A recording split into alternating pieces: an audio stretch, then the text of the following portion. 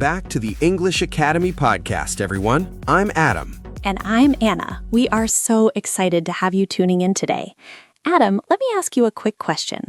What is the most terrifying phrase you can hear in a job interview or at a networking event? Oh, that's easy. It's definitely, "So, tell me about yourself." My mind just goes completely blank every single time. Do I talk about my job, my childhood, my cat? Exactly. It sounds like such a simple question, but it's actually really hard to answer confidently in English without rambling or talking too much. That's why in today's episode, we are going to break down exactly how to answer "Tell me about yourself" like an absolute pro. We are going to give you a simple, step-by-step formula that works every single time. But before we dive into today's lesson, we need a quick favor from you. If you want to improve your English confidence with us every single week, make sure you hit that subscribe button right now. That's right. And if you are watching this video, please leave a like and let us know in the comments where you are listening from today. We love reading your comments, and it really helps the channel grow. And don't forget to share this video with a friend or colleague who might be preparing for an English interview soon. They will thank you later. All right, Anna, I've got my notebook ready. Let's jump straight into the first step. Welcome to the first deep dive section of today's episode. Adam, you mentioned earlier that "tell me about yourself" feels like a trick. Why do you think that is? Well, Anna, I think it's because the question is so open-ended. My brain starts racing. Do they want to know that I love playing guitar?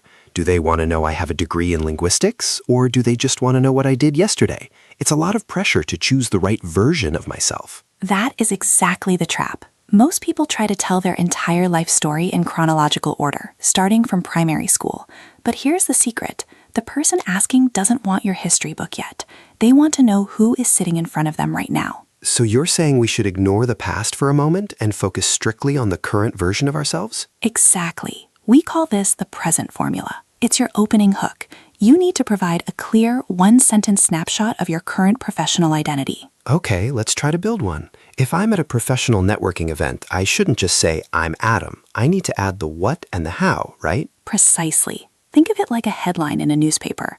If I were to describe myself using this formula, I would say, "I'm Anna, and I'm a senior language consultant specializing in curriculum development for digital platforms." That sounds very professional. It's like an elevator pitch. So if I were to do mine, it would be, "I'm Adam, a content creator and podcast host focusing on educational audio for English learners." Perfect. You've told me 3 things: your name, your job title, and your specific niche. It's short, it's confident, and most importantly, it's easy for the listener to understand. I noticed you used the word specializing. That's a great power word for English learners to use, isn't it? It really is. Using words like specializing in, responsible for, or currently managing helps give your present statement more weight. It shows authority. Let's look at another example. Suppose one of our listeners is a software engineer. How would they start? They might say, "Currently, I'm a lead developer at a tech startup where I manage a team of 5 people and oversee our mobile app security." I see. So it's not just the job title. It's a little bit of the impact you are making right now. It gives the interviewer something to ask a follow-up question about. Exactly. You are setting the stage. By starting with the present, you prove that you are relevant and active in your field. It stops you from rambling about things you did 10 years ago that might not matter today. That makes so much sense. It's about being front-loaded, putting the most important information right at the beginning of the conversation. Exactly, Adam. And remember, for our listeners out there, the present part should only take about 15 to 20 seconds. Keep it punchy. If you talk for too long about the present, you won't have time to show how you got there. Great advice, Anna. I think I'm starting to feel a lot more confident already. But once we've told them who we are right now, we do eventually have to talk about how we got here, right? We certainly do. And that leads us perfectly into our next section, where we look at the past and how to connect it to your current success. Okay, Anna, so we've mastered the present. I've told them who I am and what I'm doing right now. But now comes the part that usually trips me up. Should I give them my whole life story? I mean, I have a lot of hobbies, and I've had quite a few different jobs over the years. Definitely not, Adam. That is the biggest mistake people make. They start with, "Well, I was born in a small town, and then in high school, I really liked biology," and suddenly, 5 minutes have passed, and the interviewer is bored. You have to keep it relevant. This is what we call the past connection. Relevant. That's the key word, isn't it? So I shouldn't mention my summer job at the ice cream shop from 10 years ago unless I'm applying to be a professional ice cream taster. Exactly. You want to cherry pick. That means carefully choose one or two past experiences that directly led you to where you are today. Think of it like building a bridge. Your past is the foundation, and your current job is the destination. I like that bridge metaphor. So it's about making it connect. For example, if I were talking about my journey to this show, I could say, before hosting the English Academy podcast, I spent 3 years teaching English abroad, which made me realize how much students struggle with natural conversation and really need good listening practice. That's perfect, Adam. Do you see what you did there? You didn't just list a job. You explained why that job matters to what you are doing now. You showed a pain point, students struggling, and how you found a solution, this podcast. It feels much more purposeful when you say it like that. It's not just a list of dates on a CV, it's a story of growth. Precisely. For our listeners, when you talk about your past, try using transition phrases. Use phrases like, I started my career in, or prior to my current role, I spent several years at, or my background is primarily in. Those are great. Let's try another scenario for a listener who might be changing careers. What if someone was a salesperson, but now they want to work in project management? How do they connect that past? Great question. They could say, while my background is in sales, I found that my favorite part of the job was actually organizing the logistics and managing the timelines for our biggest clients. That experience taught me how to handle high-pressure deadlines, which is why I transitioned into project management. Wow, that's clever. It turns a different job into relevant experience. You're taking the skills, like organization and deadline management, and carrying them forward. That's the secret sauce. It shows your experience but keeps the focus on why you are valuable right now. You aren't just a person with a past. You are a person with a proven track record. I think one thing people struggle with is how far back to go. If I have 10 years of experience, do I talk about all 10? Usually, the last 2 or 3 years are the most important. Unless you did something truly groundbreaking 5 or 10 years ago, keep the past section focused on your most recent significant achievements. You want to spend about 30 seconds on this part. 30 seconds. So 20 seconds for the present, 30 seconds for the past. We are already halfway through a perfect introduction. We are. And the best part is, by the time you finish the past section, the person listening understands your journey. They see that you didn't just show up today, you worked for it. I'm feeling much better about this. It's like putting together a puzzle. But I know we still need to talk about what makes us stand out from the crowd. You're reading my mind, Adam.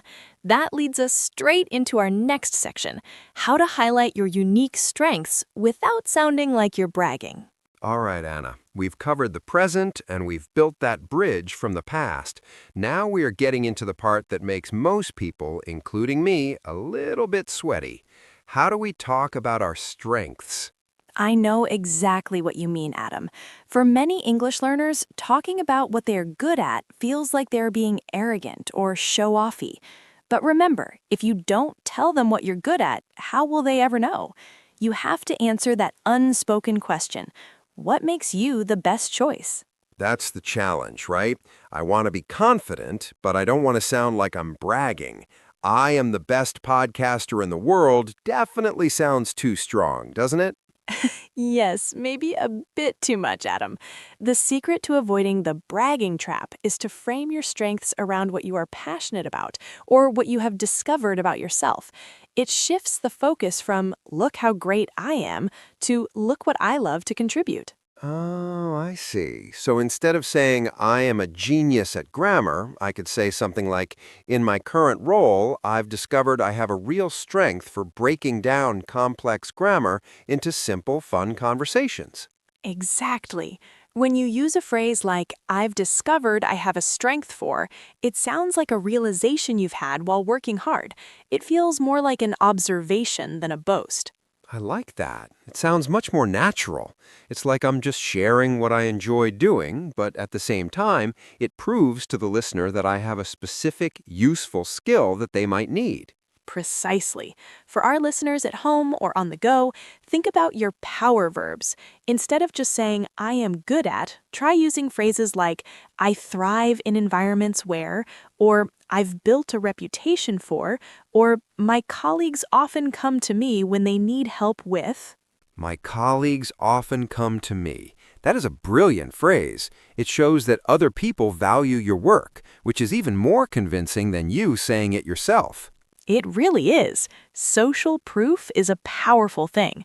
For example, a graphic designer might say, "I've found that I really thrive when I'm taking a client's messy ideas and turning them into a clean, visual brand identity." And for someone in customer service, they might say, "I've built a reputation for being able to stay calm and solve problems even when a customer is very frustrated." Spot on. You see how that sounds? It's not just, "I am calm," it's, "This is the value I bring to the table." You are showing them the result of your work. So for this section, should we pick just one main strength or should we list 5 or 6? Stick to 1 or 2 key strengths, Adam. If you list too many, none of them will stick in the listener's memory. You want to be the problem solver or the creative thinker, not the person who said 20 different adjectives. Quality over quantity. I think that's a great rule for English learners too.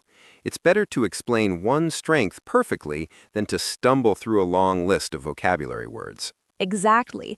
And if you can back that strength up with a tiny bit of evidence, you've won.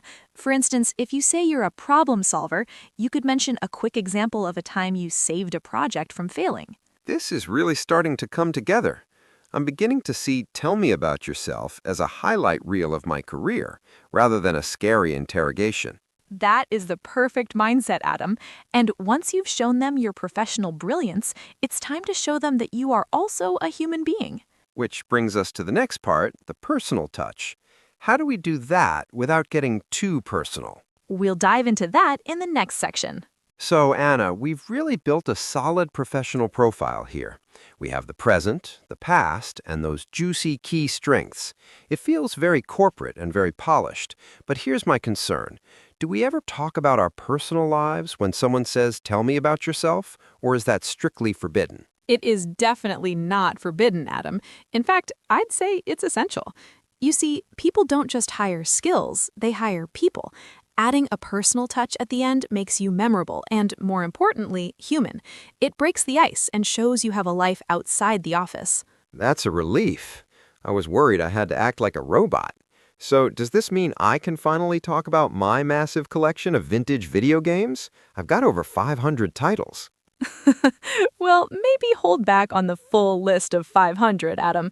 The goal here is to keep it brief and relatable. If you spend 5 minutes talking about high scores, you might lose them. You want to pick 1 or 2 hobbies that show a different side of your personality. Right. Stick to something relatable. So instead of a deep dive into gaming, I could say, outside of work, I'm a bit of a tech enthusiast, and I enjoy exploring the history of digital media. Exactly. That sounds professional, but personal. For me, I usually add something like, when I'm not teaching or developing curriculum, I'm usually hiking with my dog or trying to perfect my sourdough baking skills. I love that. It gives the other person an anchor, something easy to chat about with you afterward. They might think, "Oh, I love dogs too," or "I tried baking bread last week and it was a disaster." Precisely. It's all about building a connection. For our listeners, try to choose hobbies that suggest positive traits. For example, if you say you run marathons, it suggests discipline. If you say you volunteer at a shelter, it shows empathy. If you say you play a team sport, it shows you're a team player. That's a very clever way to look at it. Even our hobbies can subtly support our professional image. But what if someone feels their hobbies are boring? Like, what if they just like reading or watching movies? There's no such thing as a boring hobby if you describe it with passion. Instead of saying, "I like movies," you could say, "I'm a huge fan of classic cinema, and I love discovering independent films from around the world." See? It sounds much more interesting and thoughtful. It really does. It shows you have an active mind. So the rule of thumb here is 1 or 2 sentences, keep it positive, and make sure it doesn't overshadow the professional stuff we talked about earlier. Spot on, Adam. Think of it like the garnish on a plate of food. It's not the main meal, but it makes the whole presentation look much better. You want to spend maybe 10 to 15 seconds on this part. 15 seconds to show I'm a real person. Got it. I think I'm ready to wrap this whole thing up, but how do we actually stick the landing and finish the answer? That is the most important part, Adam. If you don't finish strong, the whole thing can feel a bit awkward. Let's talk about the future wrap-up in our final section. I really love how this is coming together, Anna. It flows so naturally now. We started with the present, built a bridge from the past, highlighted our strengths, and even added that personal touch to show we are human. But I have to ask, how do we actually stop talking? I've seen people give a great answer and then just trail off into an awkward silence. That is the cliffhanger mistake, Adam. You don't want to leave the listener hanging. To avoid that awkwardness, you must finish with the future. This is where you tell them exactly why you are having this conversation with them at this very moment. Ah, I see. So it's about connecting everything we just said to a specific goal. It's the why am I here part of the story. Exactly. It's the bow on top of the gift. Without the future, your introduction is just a list of facts. With the future, it becomes a proposal. You are saying, this is who I am, and this is how I fit into your world. Okay, let me try to wrap mine up then. If I were interviewing for a big media company, I could say, and that's why I'm so excited to be here today, because I'm looking to take my podcasting skills to the next level with a network that values high-quality educational content like yours. Spot on, Adam. That was perfect. Do you feel how that creates a natural ending? You aren't just stopping, you are handing the microphone back to the interviewer.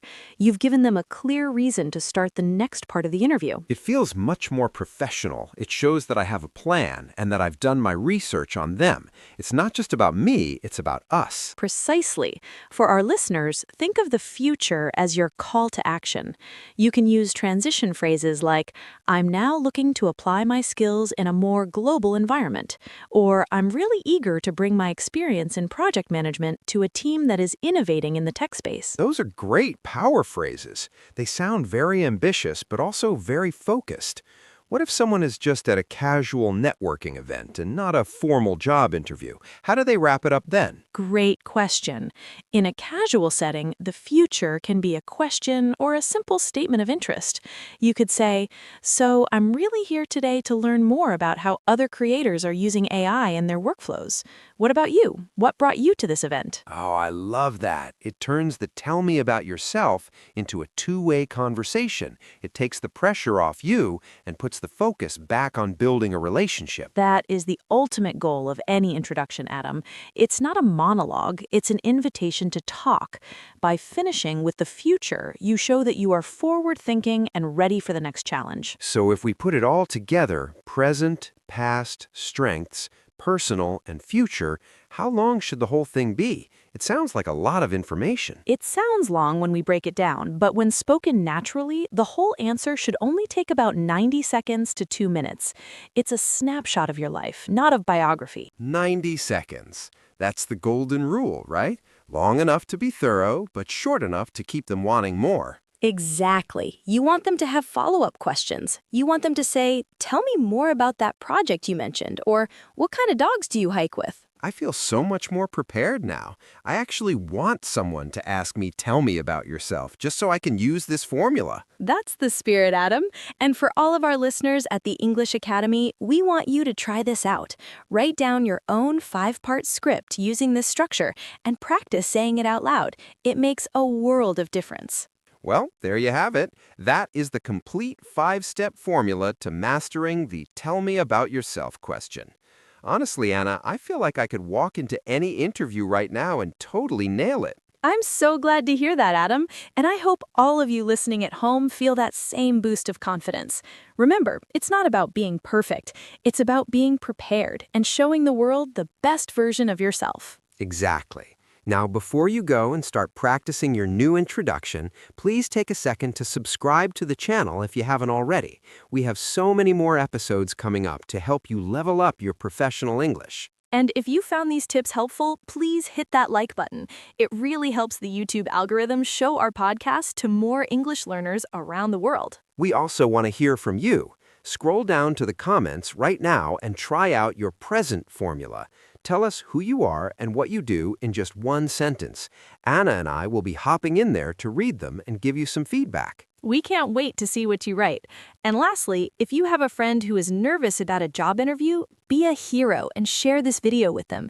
Let's help everyone speak English with more heart and more confidence. Thanks for spending time with us today at the English Academy podcast. Keep practicing, keep speaking, and we will see you in the next episode. Bye, everyone.